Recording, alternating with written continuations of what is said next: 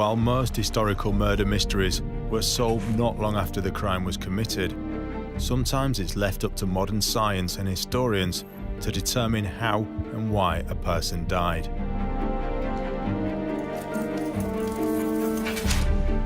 In this series, we'll look at some of the great unsolved deaths of the past, bringing to life the many theories surrounding them and piecing together the evidence. Hundreds of years may have passed since these events took place, but with the help of forensics, criminologists and specialist experts, we'll attempt to solve these medieval murder mysteries. According to the official line, he died in a drunken brawl. A perfectly acceptable story is that they were smothered.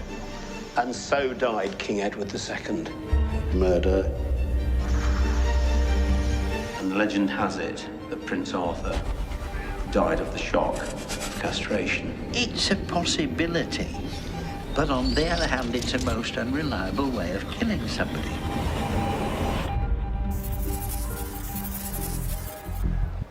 England, 1593. In a house just outside of London, Christopher Marlowe, England's most celebrated poet and playwright, came to an abrupt and violent end. From the London playhouses to the Elizabethan Secret Service, Marlowe's intriguing and mysterious life has led many to question the official events on that fateful day. There are a lot of inconsistencies in the inquest document. And so something much more sinister, it's thought, was taking place. Some say he died in a brawl. Judging by what we know about Marlowe's character, that he was someone who could easily get involved in quarrels and a brawl, it seems to me perfectly possible that that's what happened on that occasion. Do not push me! We cannot detract the presence of alcohol. I wouldn't be surprised if you've got people sitting in a bar arguing over a bill that because of the alcohol, that they then become aggressive and then that leads to murder. Others, that he was assassinated. The real story of Marlowe's death was altogether more dark. It may have been not just murder, but assassination. He dies of, quote, a single stab wound above the eye. If by this they mean that he's been stabbed in the forehead, I'm afraid that doesn't work. If you stab somebody like that, the knife's going to skate off, it's going to continue under the scalp but not penetrate, or just slide out and give you a slash wound.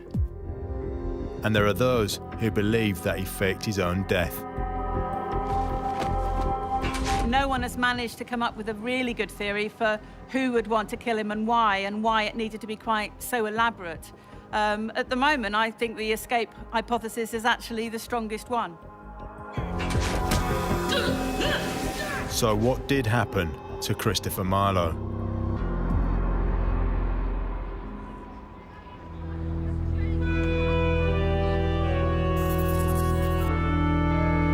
Canterbury, the birthplace of Christopher Marlowe, has a long theatrical tradition.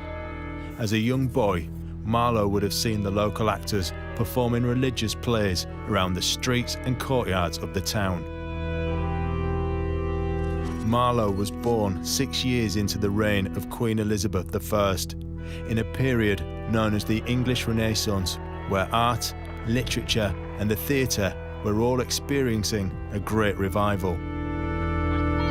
Philippe Lecamp is a local historian and resident of Canterbury. Now, this is one of the last physical links there is with Christopher Marlowe. This is called St. George's Tower and is all that's left of a Norman church called St. George's, where he was actually baptized. And we don't know when he was born because there's no records, but we know it must have been only a few days before the 24th of February, because in those days, people baptized their children very quickly because they might not survive. As a poet, playwright and creator of English blank verse, Christopher Marlowe was at the forefront of the Elizabethan dramatic Renaissance, an impressive rise for someone who came from relatively modest origins. He was the son of a shoemaker, so he came from very humble beginnings. Clearly, from an early age, he was recognised as a scholar. He had a great aptitude for learning and won a scholarship to the King's School when he was 14. Marlowe became a King's Scholar, one of 50 boys considered too poor to pay for their education, but endowed with great minds. While at the King's School, he studied Latin, religion, and learned about the arts. And he did so well there that he was awarded a scholarship to Corpus Christi College in Cambridge at an early age of 16. Although he was best known for being a poet and playwright, there was another less public side to his life, the murky world of Elizabethan espionage. Christopher Marlowe was a great poet and a great playwright. He was also a translator of Latin into English, and he may have been a government spy. When he was up at university, there are some myths about what he did and about some absences that he had from the college. In those days, you signified your presence in the college by your equivalent of the mess bill. In other words, the food you bought from the larder. And there are several absences over his 6.5 years at the college where there was no food purchased at all, which means he wasn't there. And some of these absences were 6 or 7 months. And this is something that fed the myth, or perhaps not a myth, that he was serving his queen. Sir Francis Walsingham was the spy master. Marlowe was one of his boys, and that he was disappearing off into the Low Countries to foment, possibly, insurrection over there. As head of England's Secret Service, Sir Francis Walsingham was a key figure in the English government, in charge of ensuring the safety of his queen and country. Immediately after leaving Cambridge, he was in London, and we know that he had his first big hit that year with the play called Tamburlaine.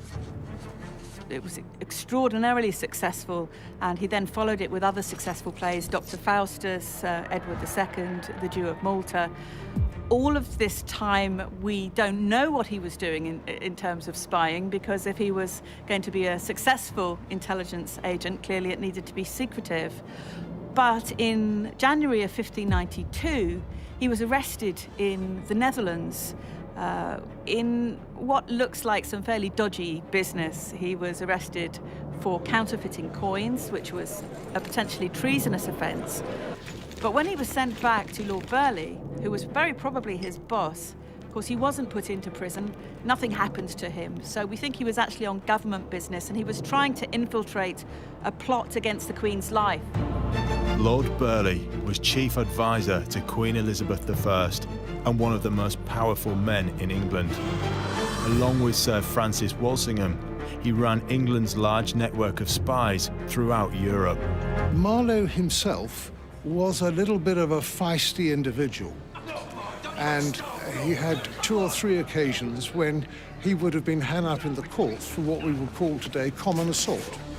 He was obviously a man who was pretty much a genius, I think. I mean, judging by the blank verse that he wrote in his plays and the characterization and plotting of the plays. He was also something, I think, of a brawler. What we do know about him shows him in unsavory company, and it also shows that he was guilty of a couple of breaches of the peace. It's said that he was an atheist, but some of the evidence for that has been challenged. It's also said that he was a homosexual, but that's based on a misunderstanding of homosexuality and homoeroticism of the 16th century, so we can't be certain of that either. Marlowe lived in an age when England was experiencing rising tensions between Protestants and Catholics, and it wasn't long before he got caught up in the religious conflict of the times. Things started to go wrong for Marlowe in the beginning of May 1593. Somebody posted a poem up on the wall of a Dutch church in London It was a poem in blank verse, which was Marlowe's recognised style. It mentioned 3 of his plays. It was signed Tamburlaine, was the name of his most famous protagonist. And it was advocating violence against immigrants. During the Elizabethan period, Protestant refugees from across Europe were routinely subjected to persecution and threats, often in the form of written pamphlets called libels. Thomas Kidd, a friend of Marlowe's and fellow poet and playwright, was arrested on suspicion of being involved in writing the libel. His papers were seized, and in those papers were something that was referred to as vile heretical conceits, which Thomas Kidd said were Marlowe's papers, not his. Subsequently, there was a warrant issued for Marlowe's arrest, and he appeared before the Privy Council. 10 days later, rather conveniently, Marlowe was dead.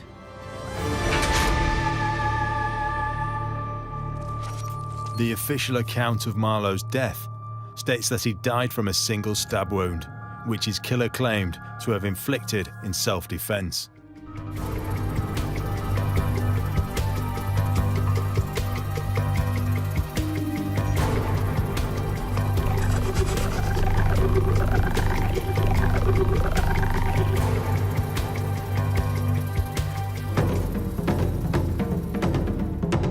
The official report on Marlowe's death said that he was killed in a drunken brawl in a pub in Deptford. The coroner's reports say that he went to a house in Deptford at 10 o'clock in the morning, and there he met some friends, and all was well until after supper. They discussed the bill, or the reckoning as it was called, and that there was a quarrel over the amount, and that he grabbed hold of a dagger, and in self-defense, one of his companions, a man called Frazier, killed him. No, come on! Shut up! The inquest document is very specific about what happened. Ingram Fraser was sitting between Robert Poley and Nicholas Skeers. It says that Marlowe grabbed Fraser's knife, which was at his back. Ingram Fraser somehow turned the top of his body, wrestled with Marlowe, tried to wrestle his knife back, and in the process of doing so, stabbed Marlowe just above his right eye to a depth of 2 inches and 1 inch wide. And it says that Marlowe died instantly from the wound he received.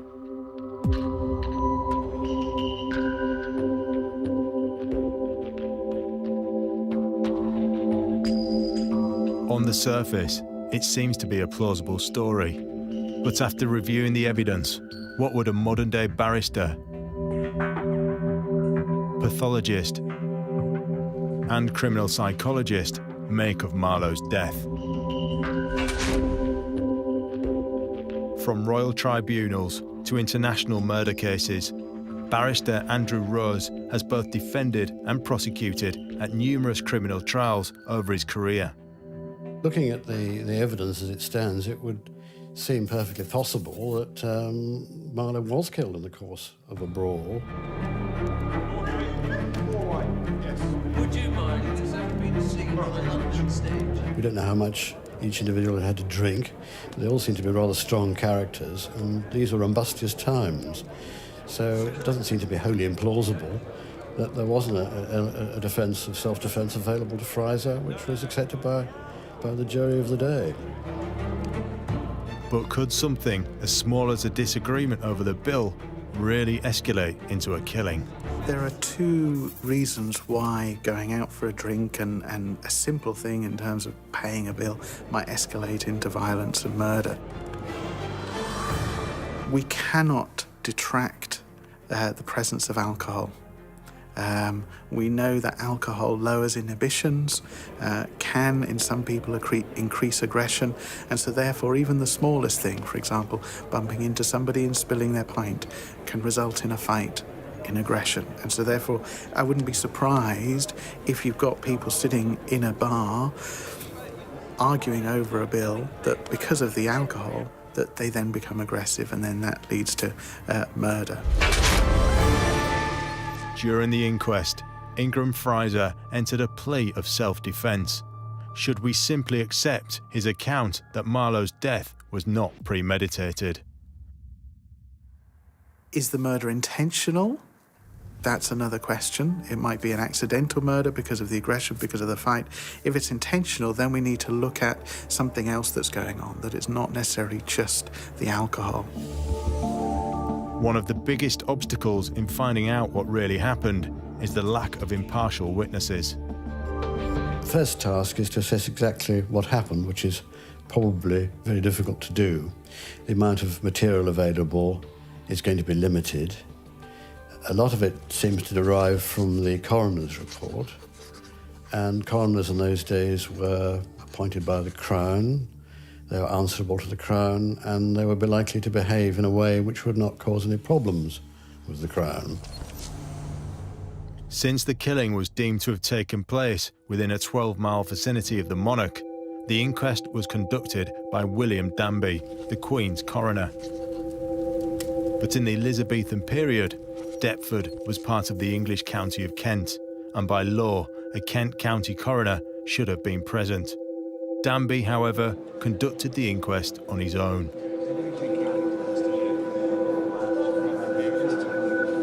We know that the parties involved had some kind of links with government, and I don't think we'd be 100% sure that he fulfilled his duty completely as a coroner perhaps should do.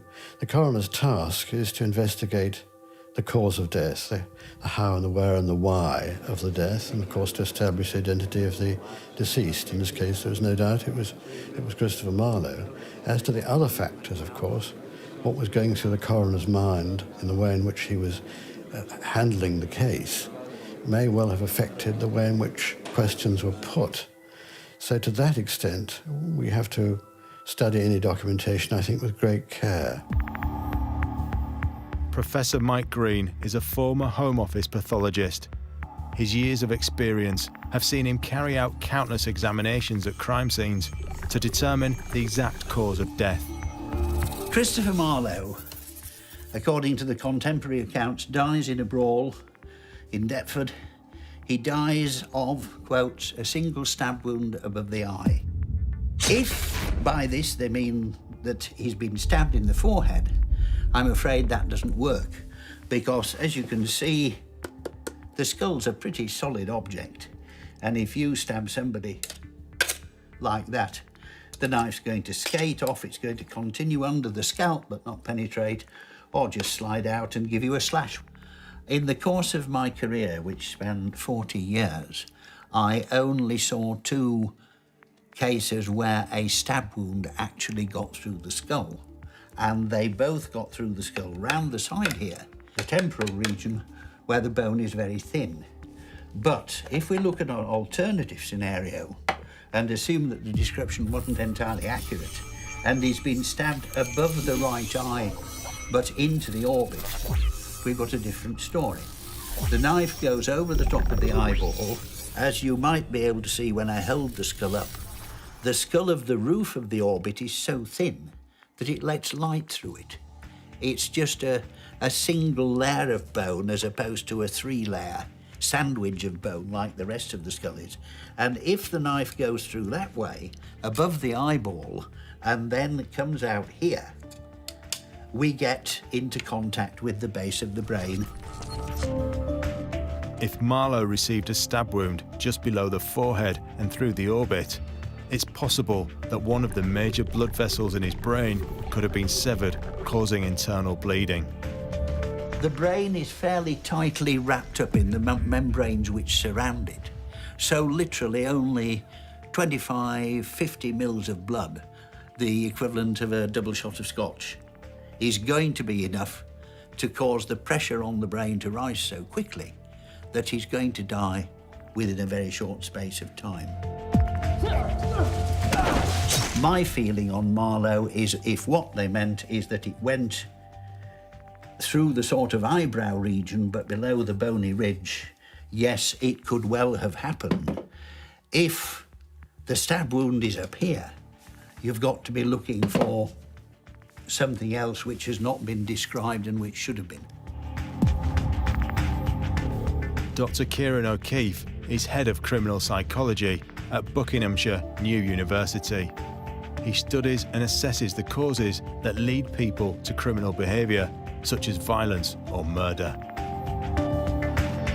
Simply because you've got an activity, a social activity that takes place on a regular occasion where, with the alcohol fueling the environment too, you've got people who will need to show that they're more powerful than others. And if an argument develops over something as simple as a bill or a spilt drink, having gone through these stages of brutalisation and reflection, you would then decide, I'm not going to be the person to back down. And the only way that I can exert my power and aggression is by being completely violent to the person that's in front of me, because then everybody else will see that I'm not somebody to be messed with.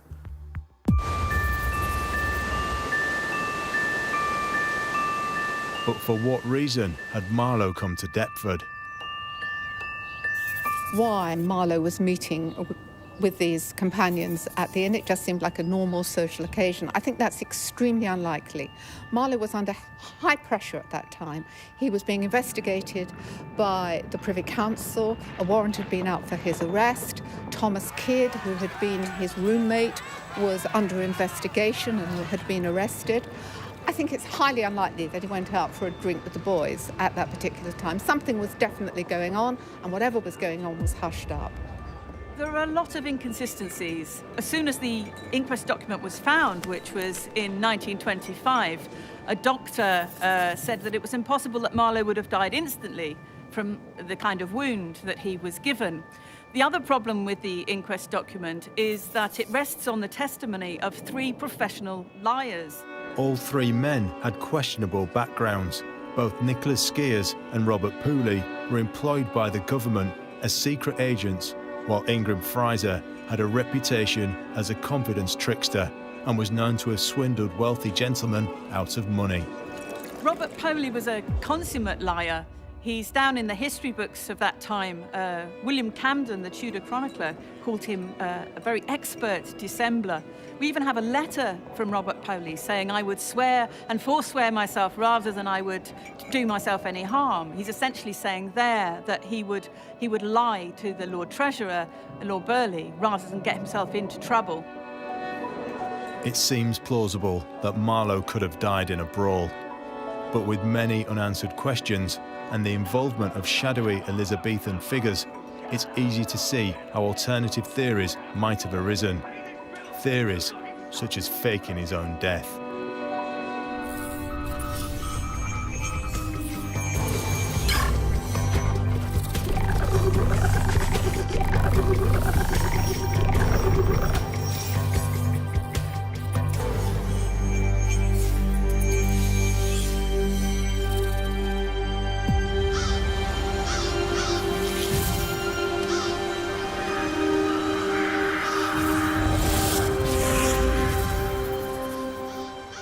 Dr. Ross Barber is an author and scholar who's researched the life and, more importantly, death of Christopher Marlowe. She believes that despite official accounts, there is evidence to suggest that Marlowe may not have actually died in Deptford. It is possible that the answer to the Marlowe mystery is that he faked his death and went off to the continent. It isn't as ludicrous an idea as some people seem to think. Most people, if they know anything about Christopher Marlowe at all, they know that he was killed in a tavern brawl in Deptford. But Mrs. Bull's house wasn't a tavern. It was a government safe house, a stopping-off point for agents going to and from the continent. Despite what many people believe, Eleanor Bull was not an innkeeper, but a well-to-do widower with family connections in government and the royal court. With Marlowe facing possible execution for heresy, could she have somehow been involved in helping him fake his own death? He had a really good reason to want to escape, and escape in such a way that people wouldn't go looking for him. No one goes looking for a dead man. But if he did fake his death, how did he do it? Officially, Christopher Marlowe is buried in an unmarked grave in the churchyard of St. Nicholas in Deptford. And for the coroner and jury to pronounce Marlowe dead at the scene, there would have to have been a body. So if Marlowe isn't buried in Deptford, who is? If it's not Christopher Marlowe who's buried here, then it is the Welsh Protestant martyr John Penry, who was executed at St Thomas of Watering, just 3 miles to the west of here, suddenly, very quickly, without notice to his family, on the 29th of May. John Penry was a Protestant preacher who was executed for treason the day before Marlowe's death. It's not known what happened to Penry's body, and it was never returned to his family. But what is known is that the body was under the care of the Queen's coroner, William Danby. It was a very unusual time for a hanging. It was noted by Penry's biographers. He was taken away from his supper at 5 p.m. and hanged, and nobody knows where his body is. Coroner William Danby was a close friend of Lord Burleigh, Queen Elizabeth's right-hand man. Coincidentally, Lord Burleigh was reported to have employed Marlowe on several occasions as a spy. This is where Deptford meets the Thames, and it would have been an ideal place to take off for the continent. We don't actually know why the meeting was arranged here at Mrs. Bull's house. There's no particular reason why they would meet here to murder Marlowe or to have a fight with Marlowe, but it makes complete sense to meet here if he was going to take off, if the intention was to go get on a ship, go up the Thames and disappear somewhere in Scotland or in Europe. Could Christopher Marlowe have faked his own death to evade prosecution? It's a fascinating story if true, but what evidence is there to support this claim? Rather easier then than now to switch bodies if that had happened. But even then, I think it would have been pretty difficult to do, but certainly not beyond the wit of some people, no doubt. It might depend if some of the evidence, it might not apply to Marlowe's case, but there might be a situation where somebody had been dead for some time and putrefaction had occurred or their physical appearance had altered. People were led to believe that it was X when it was Y, that kind of thing. These were unsophisticated times. They didn't have a modern mortuary or anything of that sort. So yes, I mean, it was feasible, though I would have thought a little unlikely. Could Marlowe have used the body of a recently executed man to trick people into believing he was dead? There is an allegation that there was a substitution of the body of a recently hanged person. Obviously, the people who would have been able to properly identify Marlowe would be people who knew Marlowe. Possibly some members of the jury did, because the whole point of a jury originally was it was summoned from people who lived around about the place where the person died. But even if the jury were simply looking at a body and being asked, how did this fellow die? They would have noticed if it was the body of a hanged person, their face need not have been purple, but the tongue would almost certainly have been protruding. There would almost certainly have been a mark on the neck. And I'm sure that one of the 7 to 15 people there would have had sufficient nous to look at the neck and look at the body generally. So unless there's some degree of collusion, bribery, connivance to effect concealment, I don't think that's a starter. If there was a body there with a cut above the right eye, that was Marlowe, thank you very much.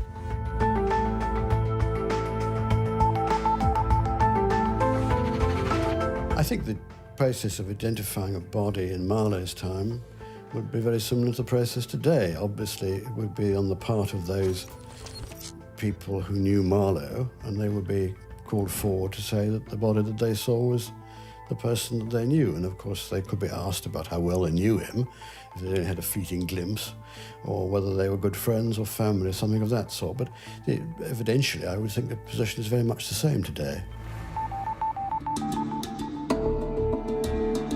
Is it possible that the witnesses and jury who viewed the body were somehow influenced into supporting the conspiracy? interesting point to say about kind of the staging of Christopher Marlowe's death and whether a lie or deceit of that size will mean that people will believe it. At the time when this occurred, if there's any truth to that theory, there would have had to have been quite a few people involved in that for it to succeed, and undoubtedly there would have had to have been bribery. But ultimately all you'd need is a few witnesses to it, a few witnesses to say, I saw Christopher Marlowe in a fight in that particular inn, and he died, he was killed. And then it can just spiral. And then if you've got, in addition to that, official announcements by coroners, by the government, then it can only fuel that. If Marlowe and his powerful connections in government had wanted to fake his death, they certainly had the means to make it happen. But with no concrete evidence to support this theory, we have to look at other possible explanations for his death. Some people believe that Marlowe did die in Deptford, but not in a drunken brawl. They believe he was assassinated.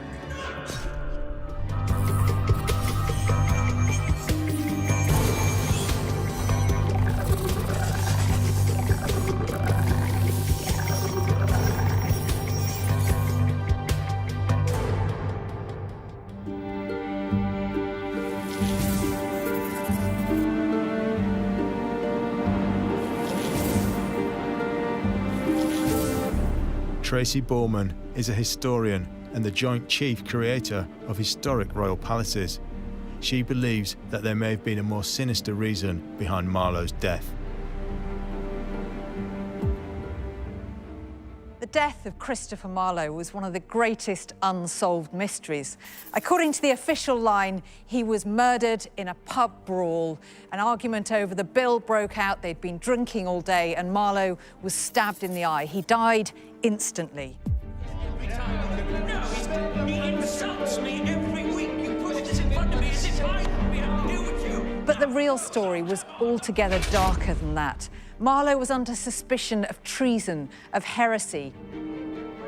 It's possible that he was a spy for Sir Francis Walsingham, and almost certainly the real story of Marlowe's death was more to do with assassination than murder.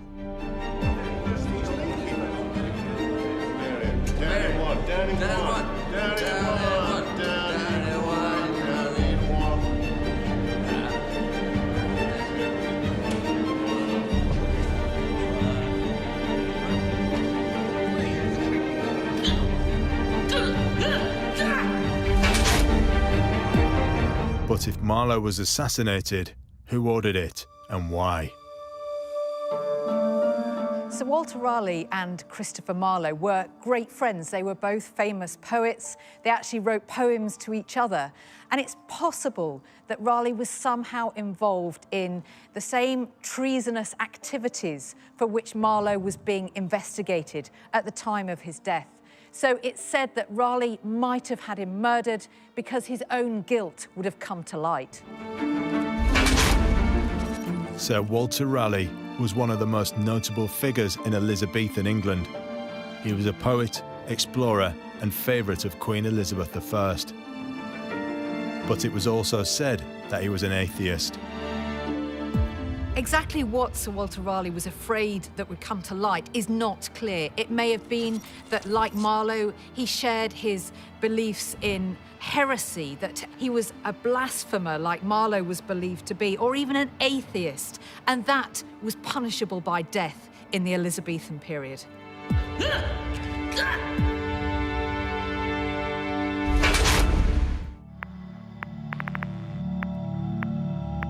In 1592, Raleigh was accused of being the leader of a group known as the School of Atheism. It's said that amongst its members were noted scientists, scholars, and Christopher Marlowe.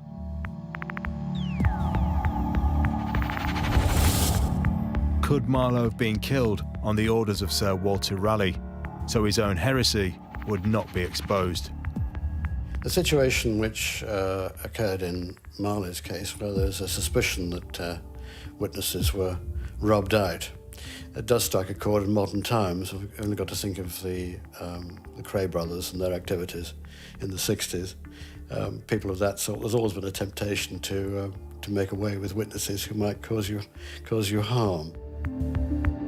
But without any evidence, how could it be proven that Raleigh was behind Marlowe's murder? One of the ways of assessing these matters is to look and to use the old expression cui bono, to whom the benefit. Who is the person who is most likely to benefit from a crime of this sort? And in an investigation, that's usually the first port of call, to assess what had happened and to put somebody in the dock, if possible. If Marlowe did have evidence that Sir Walter Raleigh was a heretic, then Raleigh would have had good cause to be worried when Marlowe was arrested. Under torture, Marlowe could have revealed secrets leading to his own arrest, but there is no solid evidence that Raleigh had any involvement in Marlowe's death.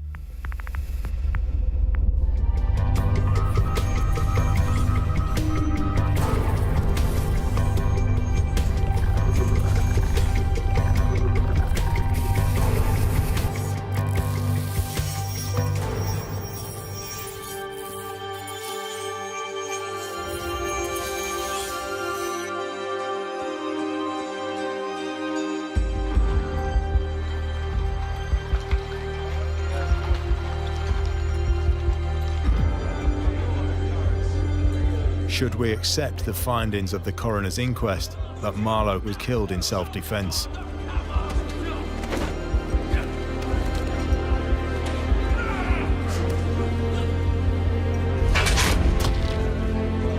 Could there be any truth to the story that he was assassinated on the orders of Sir Walter Raleigh?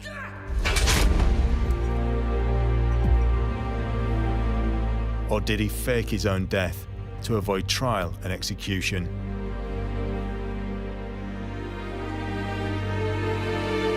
Is it possible that the vague details recorded on the coroner's inquest have led people to misinterpret the location of the stab wound?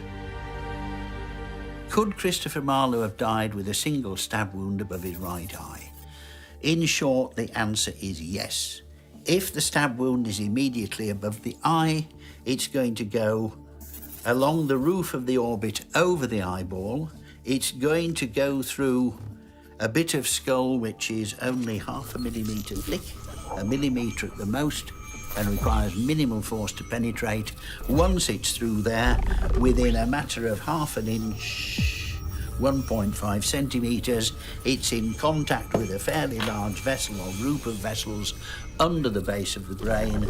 Once these are cut, within seconds there's going to be enough blood around the brain, squashing it within its membranes to lead to almost immediate death. Based on the given evidence, many experts see nothing wrong with the official account of Marlowe's death. On the face of it, a defence of self-defence, given that daggers were involved and all the rest of it, might still be plausible. Of course, these days would be a matter of much closer investigation, and one would hope that the prosecuting authorities would not be under the same political pressure as the coroner was likely to have been at the time of Marlowe. There would be a much more thorough investigation. Of course, if darker consequences, darker possibilities emerged, that might make a big difference as to the conduct of the prosecution. But in the absence of that, simple rumour in itself wouldn't be enough. There's evidence of a brawl. A man was clearly killed in that brawl, and it was open to the person who'd inflicted the fatal wound to say, I did this in self-defence. I was afraid for my life. And Marlowe's actions seem to be consistent with his personality. Judging by what we know about Marlowe's character, that he was someone who could easily get involved in quarrels and a brawl, it seems to me perfectly possible that that's what happened on that occasion. Why he met with these companions is another story.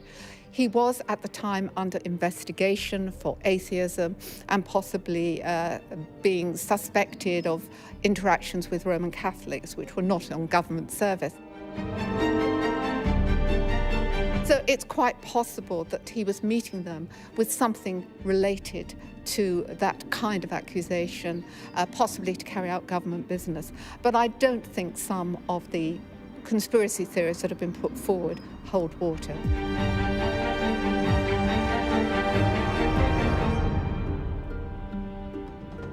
Christopher Marlowe lived in turbulent times, and evidence seems to strongly support the theory that he was involved in espionage activities. Marlowe was accused of atheism, and it would also be fair to assume that the reason for the meeting in Deptford was most likely something to do with the charges he was facing. But Marlowe also had a volatile and violent side that had led him into altercations before. So what evidence are we left with? It's a fascinating story, and if true, it would be one of history's greatest ever disappearing acts. But to pull it off, it would have taken the involvement of high-up government officials. And while Marlowe would have had the motive to fake his own death, experts agree that there is no solid evidence to prove this theory. I think on the available evidence, as far as Marlowe is concerned, we can rule out a disappearance, some mysterious disappearance. The evidence seems pretty conclusive that he was killed that night. How or why he was killed, of course, is another matter. Could Marlowe have been killed on the orders of Sir Walter Raleigh to stop him revealing that he too was an atheist? Even in modern times, it's not unheard of for witnesses to disappear or be killed. And there seems to be overwhelming proof that Marlowe did in fact die in Deptford. I think the evidence for Marlowe's death is really very thin. The witnesses' accounts are suspect. On the other hand, we don't have anything else at all. Although many scholars and experts have cast doubt on the testimony of Ingram Fraser, we do know that Marlowe could at times be aggressive and volatile. So for him to become involved in an argument that escalated into violence would not be out of character. It therefore seems that the official verdict stands, and he lost his life in a brawl that ended in tragedy. But over 400 years later, there are still many unanswered questions, some of which could only be answered by those present in Deptford on that fateful day. So what became of those people? In 1601, Nicholas Skeers was charged with treason for his part in a rebellion against Elizabeth I. He was found guilty and thrown into Bridewell Prison in London. Nothing more would ever be heard from him again. Robert Poley continued to serve in Her Majesty's Secret Service, frequently being used as a spy by Lord Burleigh. After 1602, there is no record of what happened to Poley. When and where he died remains a mystery. The coroner, William Danby, also had a mysterious fate. After filing the inquest report on Marlowe's death, the Queen's coroner seems to have simply disappeared. While Ingram Fraser, the man responsible for Marlowe's death, received a full royal pardon for his part in the killing, he eventually became a parish tax assessor and lived out his years in respectability until his death in 1627. And what of Christopher Marlowe? It was a life cut tragically short, but even in death, Marlowe would go on to influence the likes of William Shakespeare and generations of writers to follow. And to this day, he continues to be one of the most important poets and playwrights the world has ever seen.